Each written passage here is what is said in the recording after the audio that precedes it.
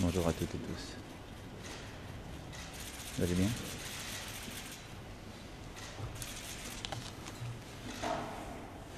Ja, meine Damen und Herren, ich Mesdames et messieurs, freue mich, dass ich nicht nur heute eine je suis très Videokonferenz heureuse d'avoir eu l'occasion d'avoir aujourd'hui une visioconférence avec le président français Emmanuel Macron. C'est devenu entre nous une habitude depuis le début de cette pandémie, mais aujourd'hui nous allons avoir également le plaisir de pouvoir tenir une conférence de presse avec vous tous, de manière à ce que vous puissiez poser des questions aussi bien en France qu'à Berlin.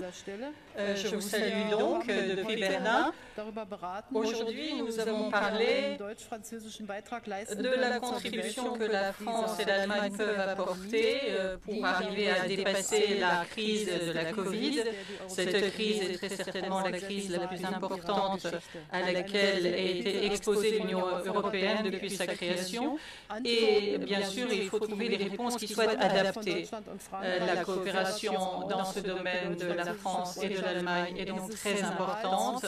Nous avons notre amitié franco-allemande, mais nous savons aussi que nous sommes 27, bien sûr. Si la France et l'Allemagne donnent une impulsion, c'est certainement quelque chose qui va permettre de favoriser la prise de décision commune ensuite à 27. Nous pourrons ainsi sortir renforcés de cette crise du Covid.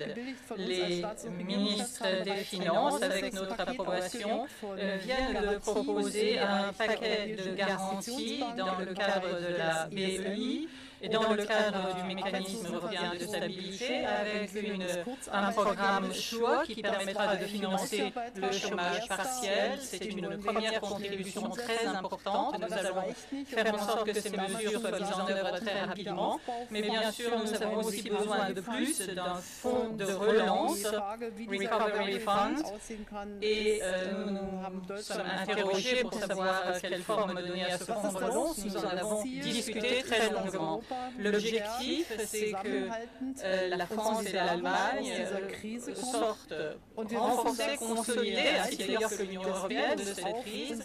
Nous savons que l'impact de la Covid est différent entre les pays de l'Union européenne et c'est pourquoi la cohésion est très importante. Il nous faut donc des mesures de relance économique si nous voulons pouvoir repartir. Il faut donc que ce fonds de relance apporte une contribution importante qui permette aux différents pays de l'Union européenne de réagir en fonction de leurs besoins. Pour cela, il faut un effort colossal et nous sommes prêts à le fournir du côté français et allemand. L'Union européenne doit faire preuve de cohésion. Il faut que nous reprenions le dessus rapidement et c'est pourquoi nous voulons avoir un fonds qui soit bien sûr limité dans le temps, mais 500 milliards d'euros sont prévus. Il ne s'agirait pas de crédits, il s'agirait de dépenses budgétaires qui seraient attribuées aux secteurs et aux régions les plus touchés par la Covid. Nous sommes convaincus que ces mesures sont justifiées, qu'elles sont nécessaires. Il est important que l'Union européenne mette de l'argent à disposition et ça pendant plusieurs années budgétaires. Il faudra bien sûr ensuite rembourser cet argent. Cela devra être bien sûr en accord avec les traités européens, avec les règles budgétaires européennes et que ce soit aligné aussi sur les budgets nationaux. Donc ce Recovery Fund doit être fondé sur une base juridique sérieuse. Il faut respecter l'autonomie, bien sûr, des parlements nationaux. Mais nous allons structurer ce fonds. Premièrement, la Commission va emprunter de l'argent et ensuite, par le biais du fonds de relance, nous pourrons intégrer tout cela dans le budget 2027 et nous aurons donc davantage de moyens, 500 milliards de plus, pour, dans le cadre du budget, apporter une réponse aux difficultés des secteurs les plus touchés et des pays les plus touchés. Cet effort est indispensable, nous en sommes convaincus, et cela permettra de garantir la cohésion de l'Union européenne mieux que nous n'avons pu le faire jusqu'ici. Au-delà de cela, nous travaillerons à garantir la viabilité de l'Union européenne dans les années à venir, c'est-à-dire que nous resterons fidèles au Green Deal, à la digitalisation, à la lutte contre les catastrophes et que nous créerons une nouvelle dynamique pour les années à venir. Et c'est ce que veut souligner notre initiative franco-allemande. Nous voulons aussi avoir tout un travail sur la protection sanitaire. Tout dans tout, je suis extrêmement contente de voir que nous pouvons aujourd'hui vous annoncer ensemble cette initiative franco-allemande. C'était quelque chose qui était indispensable pour que nous apportions notre contribution à l'avenir de l'Union européenne. Au-delà de cela, nous aurons bien sûr une conférence des pays membres de l'Union européenne avec le Parlement européen et la Commission pour parler de l'avenir de l'Union. Nous devons bien sûr parler de tout ce qui nous a fait prendre conscience des insuffisances de l'Union européenne. Peut-être que cela inclura des modifications des traités. Pour le moment, ce qu'on vous présente, ce sont les réponses à court terme à la Covid. Par la suite, bien sûr, il y aura des réponses à moyen et à long terme. Il faut les élaborer. Voilà ce que je voulais vous dire. Je donne maintenant la parole à Monsieur le Président. Merci beaucoup, Madame la Chancelière, chère Angela Merkel. En effet, nous avons eu l'occasion aujourd'hui et ces dernières semaines d'avoir de nombreux échanges et discussions pour approfondir nos positions communes et bâtir cet accord franco-allemand dans un contexte inédit qu'Angela Merkel vient de rappeler. La crise que nous vivons est inédite et elle impose une réponse qui, pour être efficace, doit être collective et d'abord européenne. Parce que, et ça nous l'avons dit l'un et l'autre depuis le début de cette crise, le virus ne connaît pas de frontières et a touché toute notre Europe. L'Europe, il faut bien le dire et avoir cette lucidité, a été sans doute mise en défaut au début de cette crise. D'abord parce que la compétence sanitaire n'est pas une compétence communautaire, et donc nous ne devons pas demander à l'Union européenne ce qui n'est pas de sa compétence. Aussi parce qu'il y a eu des réflexes nationalistes, en particulier sur la gestion des frontières, y compris à l'intérieur de l'espace Schengen. Et nous devons à cet égard tirer toutes les leçons de cette pandémie. Angela Merkel vient de le rappeler, je partage totalement ce qu'elle vient de dire à cet égard aussi. Ensuite, nous devons aussi dire que des actions remarquables au niveau européen ont été conduites. Je ne veux pas oublier les gestes de solidarité très concrets qui ont donné de l'Europe un visage humain. Cette solidarité a sauvé des vies. L'Allemagne, la Suisse, le Luxembourg, l'Autriche ont accueilli près de 200 patients français. L'Allemagne comme la France ont apporté, livré beaucoup de matériel à l'Italie et plusieurs autres pays. Et cette solidarité, c'est aussi cet esprit européen. Et c'est l'Europe qui a fonctionné. Nous avons eu aussi une réponse économique et monétaire très forte dès le début de la crise. La Banque centrale européenne a agi dès la mi-mars de manière massive, adaptée, et a permis d'éviter une crise financière de court terme et l'écartement des taux d'intérêt entre les pays européens. La Commission européenne a très tôt su lever les règles qui auraient pu nous contraindre en matière budgétaire ou en matière de concurrence et a permis au niveau national d'apporter des réponses sectorielles qui étaient absolument indispensables. Cette réponse, très importante, a été aussi accompagnée, je le disais, de manque, d'égoïsme, de retard. Je pense à la question des frontières. Je n'ai sur ce sujet aucun tabou et la France, en coordination avec l'Allemagne, a poussé activement, avec succès, pour une fermeture stricte des frontières extérieures de l'Union européenne, mais à l'intérieur de l'Europe, c'est à nos yeux différent, non pas par naïveté, mais par souci d'efficacité, car nous devons être à la hauteur de notre histoire et ne céder à aucune démagogie. Nous avons posé des restrictions à toutes nos frontières, y compris avec l'Allemagne, car cela a été nécessaire. Nous l'avons fait de manière coordonnée. Nous avons constamment échangé avec la chancelière Merkel. Nous n'avons pas fermé ces frontières à toute circulation et nous avons laissé en particulier nos 350 000 travailleurs frontaliers pouvoir continuer à œuvrer. Nous avons aussi laissé passer certains produits alimentaires ou sanitaires essentiels pour nos pays. D'autres pays européens, simplement, n'ont pas eu ce réflexe et ont fermé toutes les frontières sans prévenir leurs voisins, ce qui a donné une triste image de notre Europe. Au-delà de cela, il y a des débats essentiels qui demeurent, celui de la solidarité financière en Europe, de notre souveraineté européenne, d'une Europe plus forte. Et c'est cette conviction commune que nous portons avec la chancelière qui nous a conduits à présenter aujourd'hui cette initiative franco-allemande. Elle est le fruit d'un travail bilatéral, mais aussi d'échanges avec plusieurs de nos partenaires et de ce travail étroit que nous avons su mener avec l'Italie, l'Espagne, le Portugal, les Pays-Bas et plusieurs autres, avec aussi le président du Conseil comme la présidente de la Commission. La chancelière a évoqué les grandes lignes de cette initiative, et je n'y reviendrai donc brièvement, en insistant sur sa cohérence. Il y a 4 piliers à notre initiative: la protection sanitaire, la relance budgétaire, la transition écologique, la souveraineté économique. Et je suis convaincu que c'est le socle essentiel de la reconstruction de nos vies, de nos économies, de nos sociétés, qui passe par cette stratégie. En effet, sur le plan sanitaire, notre souhait, notre volonté ensemble est de doter l'Europe de compétences très concrètes en matière de santé et de nous engager ensemble. Des stocks communs de masques ou de tests, des capacités d'achat et de production communes ou coordonnées pour les traitements et les vaccins, des plans de prévention partagés des épidémies, des méthodes communes pour recenser et identifier les cas. Cette Europe de la santé n'a jamais existé, elle doit devenir notre priorité. Sur le plan budgétaire et des outils de solidarité, la chancelière vient de rappeler un instant l'importance de ce fonds de relance de 500 milliards d'euros qui viendra compléter nos perspectives financières et donc notre budget européen.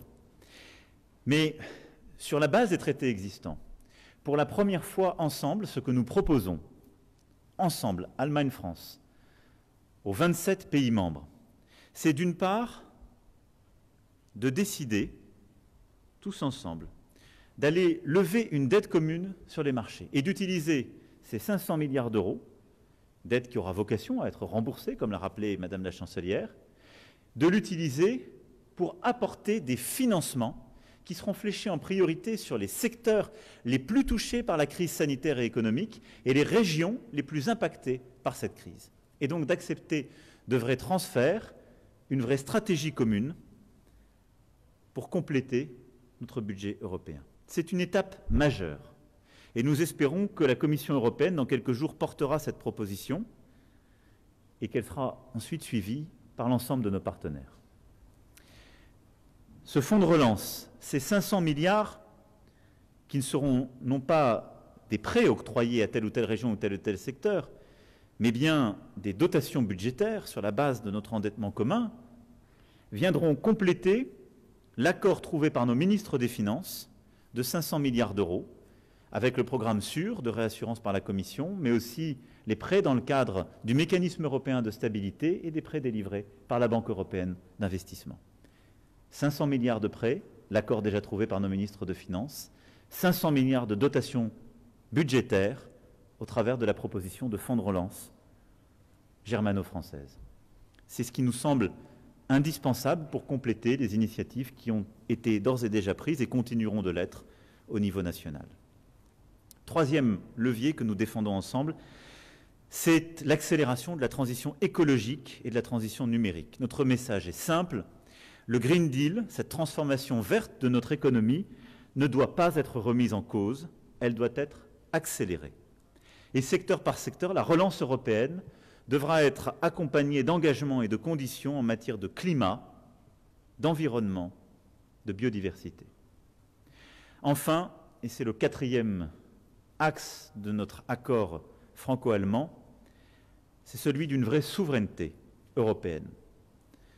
Cette conviction, nous la portons ensemble, c'est celle qui consiste à réduire notre dépendance à l'extérieur dans les secteurs stratégiques, comme la production de médicaments, mais aussi d'améliorer la protection de nos entreprises, de mieux lutter contre les investissements prédateurs venant d'autres puissances, mais aussi pour attirer ou relocaliser les investissements clés en Europe.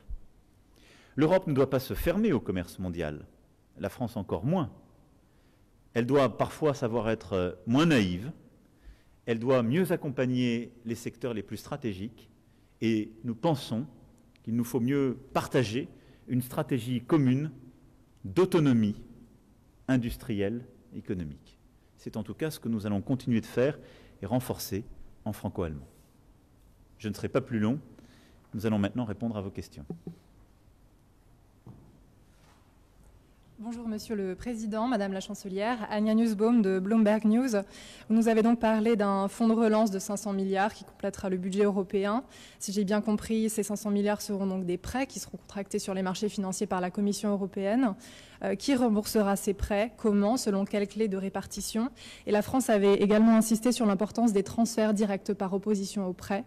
Y a-t-il un accord également sur ces transferts directs? Et enfin, une toute petite question, c'est un accord évidemment bilatéral que vous nous présentez aujourd'hui. Comment allez-vous faire en sorte que des pays comme l'Italie et les Pays-Bas s'accordent pour soutenir cette proposition? Sur ce volet, en effet, ce que nous proposons, c'est que, conformément au traité, nous puissions ensemble apporter notre signature pour que l'Union européenne lève 500 milliards d'euros sur les marchés.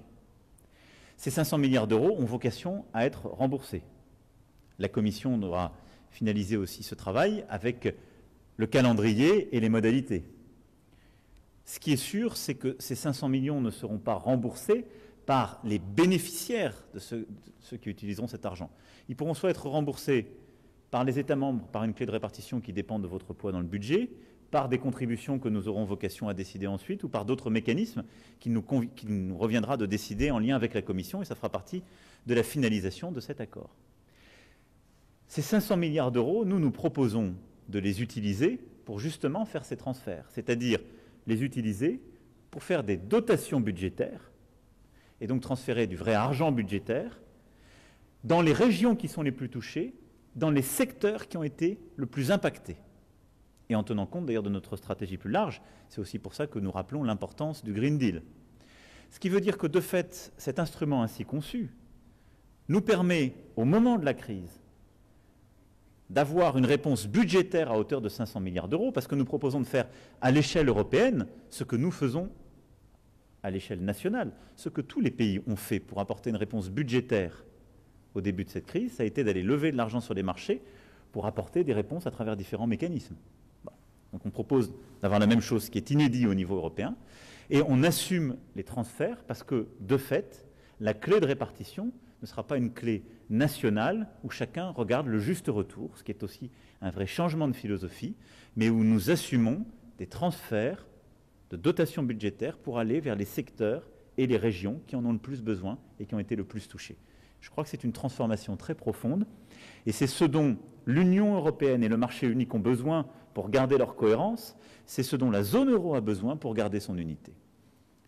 Notre travail a déjà commencé avec Madame la Chancelière, qui consiste à parler avec l'ensemble de nos partenaires. Certains voulaient des montants absolus beaucoup plus importants, avec des mécanismes qui étaient parfois peut-être moins purs que celui que nous proposons.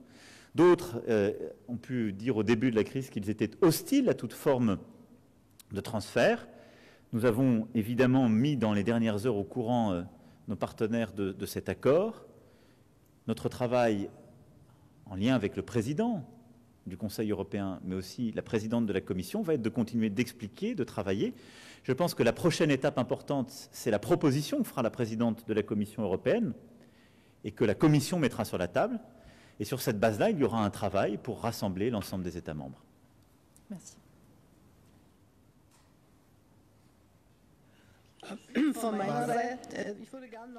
Oui, si vous le permettez, j'aimerais apporter ma réponse. Il faut bien comprendre que pour le moment, nous n'avons toujours pas de cadre financier pluriannuel pour la période 21-27. Donc, il faut élaborer ce budget. Et en même temps, il faut que pour les premières années de cette période, on augmente les ressources. Et cela va se faire donc dans la procédure budgétaire. En tant que pays membre, nous avons besoin bien sûr de la ratification du Parlement européen qui va autoriser la Commission à lever de l'argent sur les marchés financiers. Cet argent sera dépensé à court terme et remboursé